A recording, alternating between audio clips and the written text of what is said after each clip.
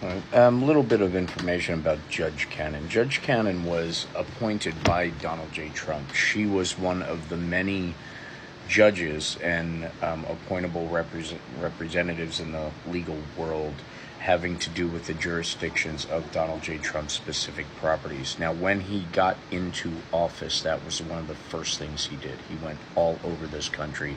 Every area he had a property, a Trump property, he made sure any electable official that could pass any laws at any time pertaining to crimes that happened on that property, or allegedly, or things that he needed done at those properties or properties he was thinking of buying.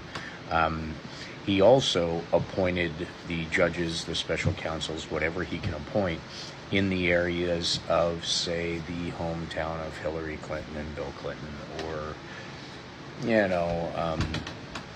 anyone else he was running against. That was another priority for him, including Joe Biden and Barack Obama and all that.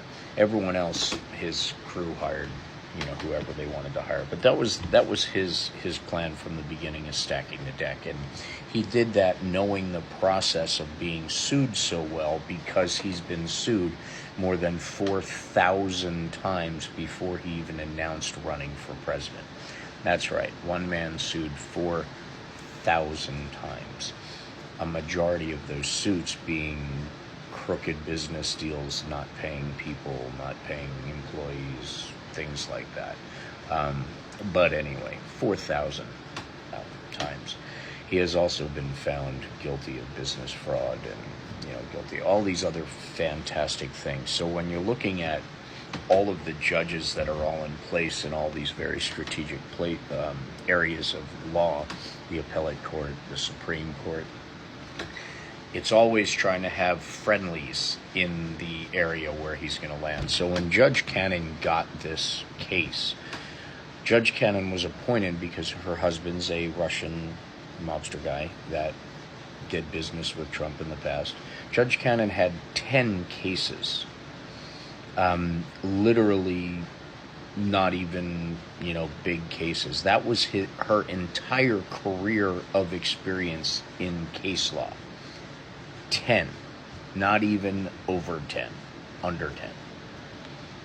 So when she was assigned this case, her bosses said, hey, you're not equipped. These emails were discovered, they were leaked, that she was told she should not take this case. They demanded that as much as they could, and explained that a lot of the classified documents that they're talking about have to be handled in a specific legal SCIF room, just to actually put on the case. Eileen Cannon had an opportunity to do the right thing, but that's not what she was hired to do. So she forced taking the case, which was her right, and she forced the taxpayers to put up the money to build a secure SCIF in a county that will never ever use it again, because, hey, classified document cases for ex-presidents aren't going to happen anymore, where there was already a SCIF available at a jurisdiction right down the road, with a more qualified judge running it. So there's a lot of different aspects to this whole thing, and why she has the case and why she's doing the things she's doing that actually makes perfect sense if you sit back and look at the grand scheme of things. This was the plan, the main plan, Trump's biggest legal play his entire life. It's delaying, just for different purposes. Now it's to hide all the evidence before an election. So as Eileen Cannon makes these ridiculous decisions and holds these delay tactic hearings, her bosses are getting more and more pissed off. Jack Smith has the opportunity, and is taking the opportunity, to gather enough of these situations to bring her up once and have her kicked off the case, which I believe he's working on right at this moment. I would not be surprised if that happens within the next 2 weeks to a month. Now, the big thing to keep in mind here, as far as keeping justice rolling, is making sure these cases move forward. We have July 11th, which is right around the corner, where he is getting sentenced for his 34 felony counts of falsifying documents and election interference, the latter being the most important part of it. There is the J6 case that is actually going to be fast-tracked as soon as the Supreme Court hands down their decision. Again, the decision of immunity, what's presidential immunity, what's personal. If there's personal actions, it's not immune. If it's presidential actions, there could be immunity.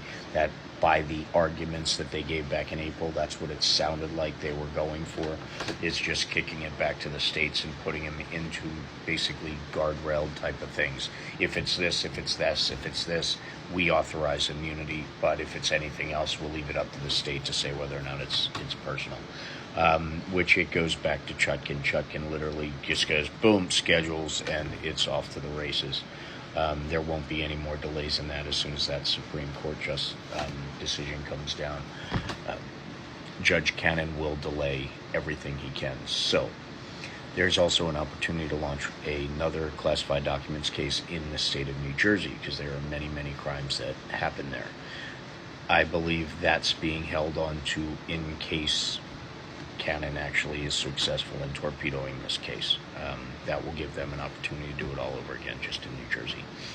And less likely they're going to get a bunch of Trump appointees in New Jersey. Anyway, yes, there's a lot moving forward in the Trump cases, left to right, up to down, top to bottom. Everything that this guy has done will come out. The evidence since the guilty verdict, just as a reminder, before this July 11th sentencing, there was information that came out about this particular case, and witnesses that were supposed to be called in this case where he was found guilty, 34 felony counts.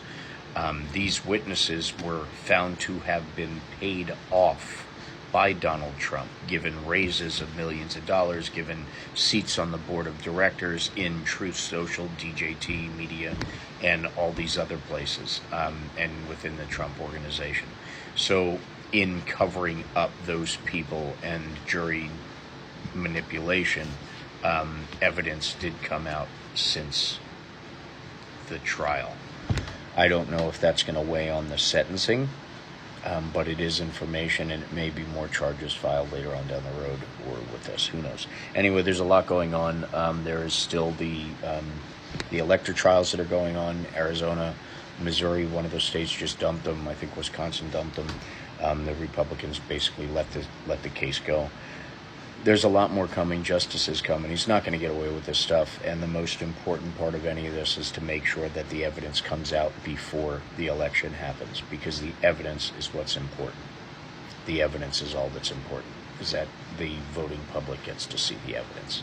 The conviction is going to be natural, but the evidence needs to come out, even if it's leaked. Well, Assange got out today, so maybe he can help Jack Smith leak it.